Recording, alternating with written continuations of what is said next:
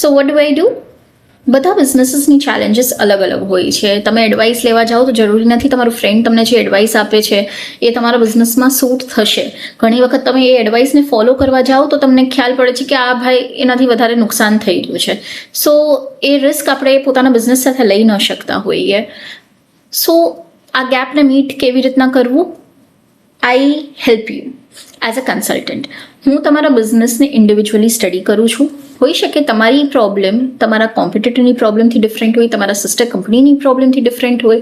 સો તમારા જ બિઝનેસને સ્ટડી કરીને તમારા બિઝનેસને લાગુ પડતા કસ્ટમાઇઝડ સોલ્યુશન્સ તમને આપવામાં આવે છે, જેથી કરીને તમે સ્ટ્રેટેજીસ અને તમારા બિઝનેસ ઉપર ફોકસ કરી શકો. સાથે સાથે હવે એઆઈનો જમાનો છે, તો ઓફકોર્સ મેન્યુઅલ લેબર આપણે ઘટાડવું પડે તો જ આપણે સ્માર્ટલી આ બિઝનેસ ફિલ્ડમાં ટકી શકીએ.